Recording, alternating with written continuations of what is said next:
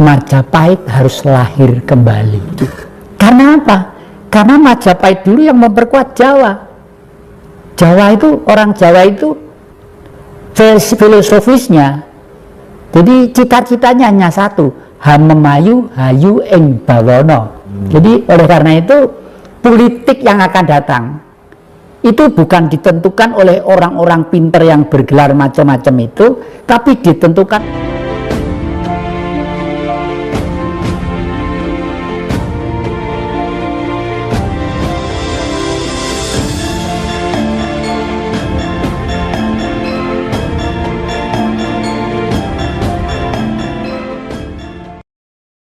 perspektif bahwa kebangkitan Majapahit itu sudah berada di depan mata.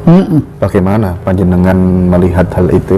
Nah, ini mungkin orang tertawa ya. Kenapa tertawa?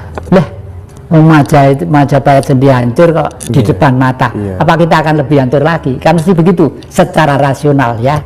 Karena orang-orang nggak sampai pikirannya bahwa politik ini yang selama ini ada di negeri kita yang namanya Republik Indonesia ini kan politik pembentukan pemerintah didasari demokrasi dari barat, yaitu pemilihan umum, coblosan. Lah, karena bentuk pemerintah, bentuk masyarakat kita itu sudah hidup dalam dunia liberal yang kapitalistis, kebebasan tapi modal menentukan nasib ya toh. Akhirnya kan jual beli. Nah, akibat jual beli itulah menjadi yang saya katakan di depan tadi itu banyak oknum-oknum legislatif, eksekutif, yudikatif yang tanda tanyanya besar. Ini sebenarnya ngerti tentang negara atau tidak, itu loh ya. Ini terkait dengan fungsi air, terkait dengan fungsi tanah, terfungsi bumi, leluhur dan lain sebagainya. Seperti itu. Jadi oleh karena itu politik yang akan datang itu bukan ditentukan oleh orang-orang pinter yang bergelar macam-macam itu, tapi ditentukan oleh leluhur. Karena leluhur itu tidak ditelkin, ditahlili, ditumpangi saleh, di ini bongi dupo langsung ke surga. Enggak semudah itu deh, enggak semudah itu. Jadi tetap memikul konsekuensi logis pada waktu pikiran bergerak dan bekerja untuk apa, antara kebenaran dan kekeliruan, bukan kejelekan.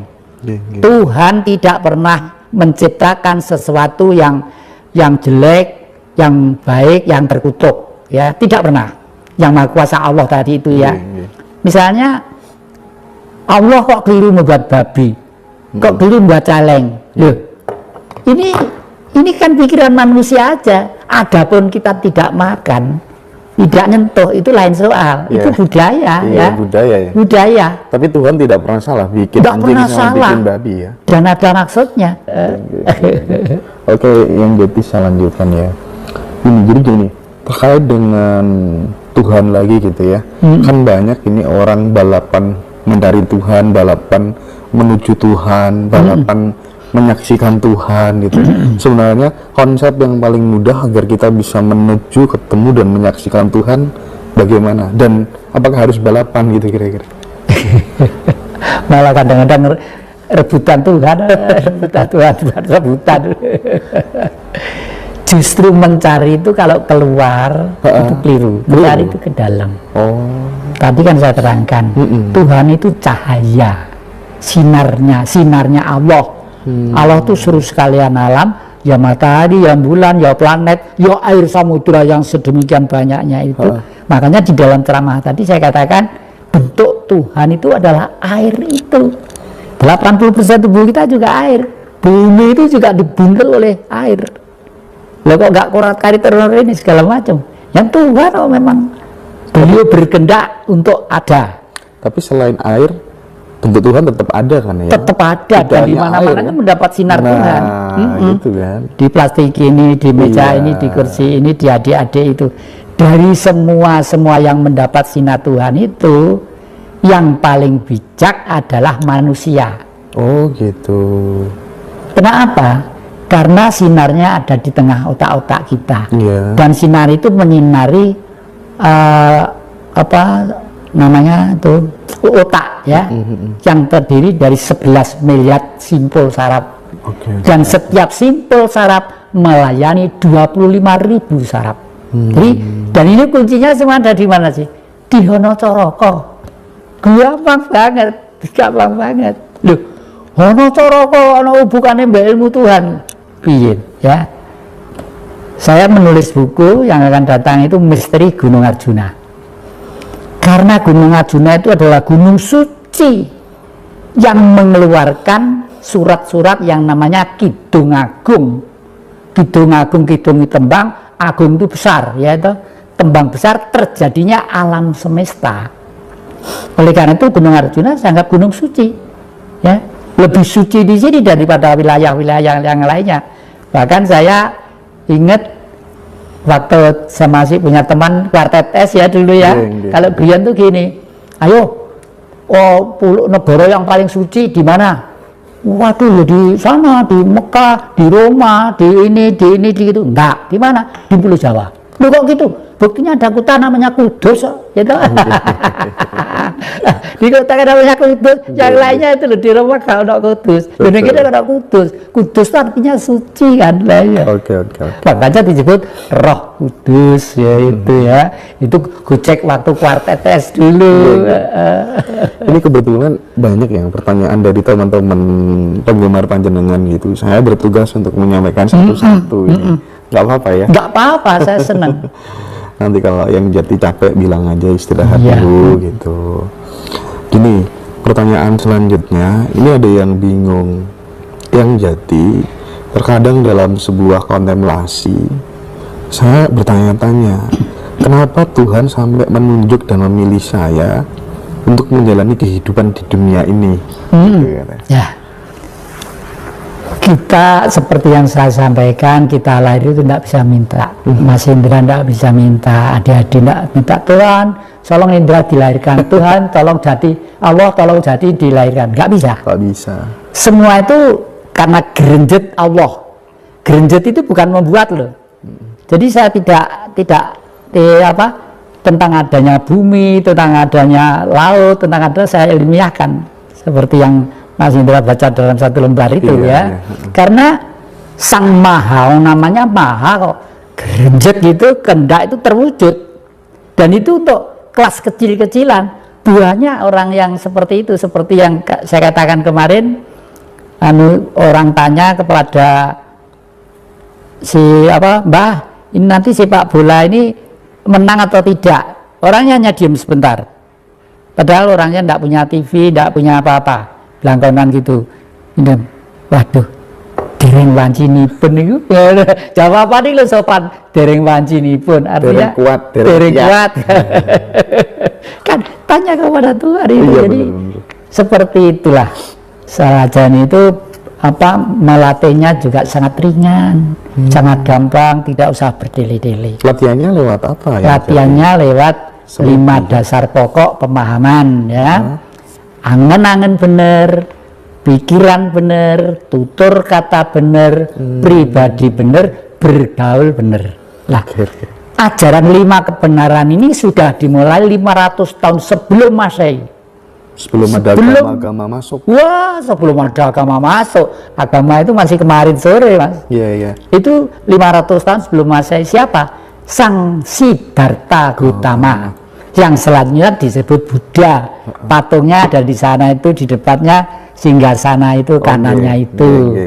Nah itu asli peninggalan Majapahit.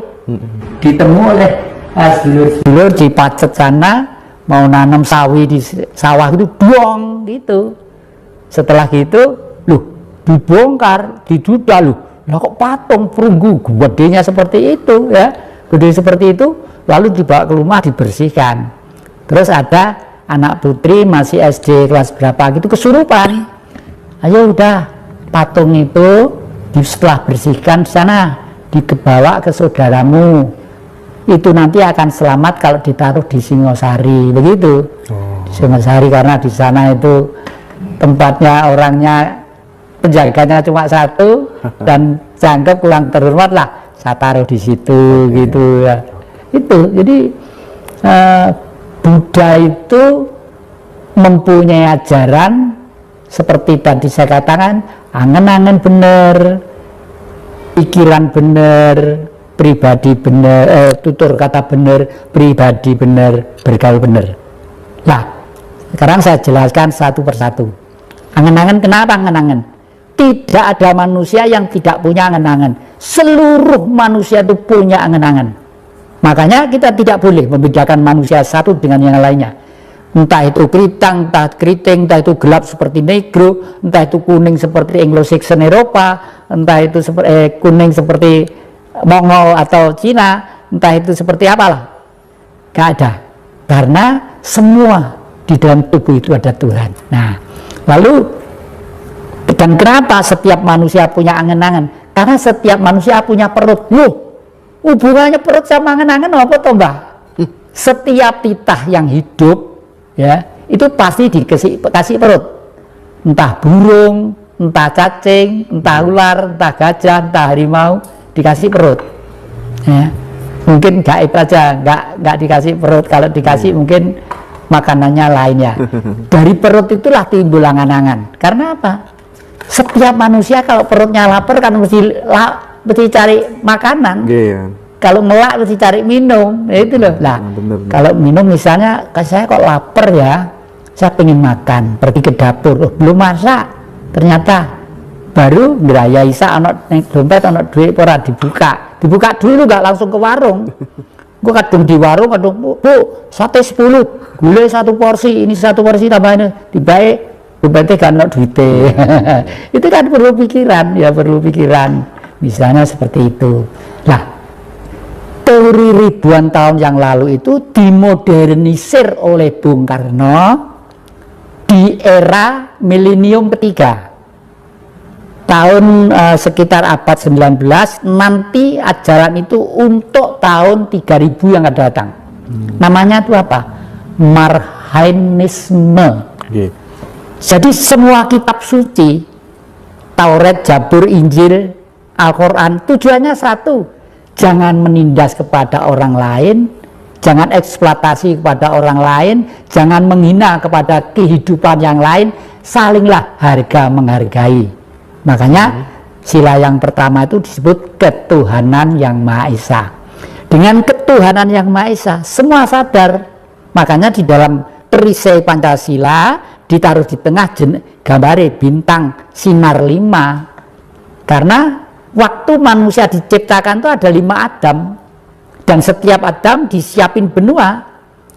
Adamnya orang hitam dikasih di Afrika, Adamnya orang kuning dikasih di daratan Mongol dan Cina sana, Adamnya orang kuning dikasih di Eropa, Adamnya bangsa Indonesia Nusantara sebagai perwujudan Tuhan yang pertama dilahirkan di namanya Pulau Jawa. Ini tidak kok ekstrim Jawaisme, tidak, karena ini peristiwa ini terjadi jutaan tahun yang lalu. Okay. Ya, ini berkembang kan, selanjutnya berkembang menjadi Batak, menjadi Manado, menjadi ini begitu. Sama, mereka disiapin benua-benua, setelah itu ya berkembang begitu. Oke. Makanya kemarin itu pada waktu saya menerima tamu, saudara Greg dari Jerman dan satu Bu Valia dari Selandia Baru, itu Bu Merlin apa siapa? Merlin dari Selandia Baru kesini tuh, saya kasih buku-bukunya, saya taruh di mana, entah di situ, entah di Singosari. Judulnya apa? Majapahit harus lahir kembali. Coba orang luar negeri seperti itu harapannya. Karena apa? Karena Majapahit dulu yang memperkuat Jawa.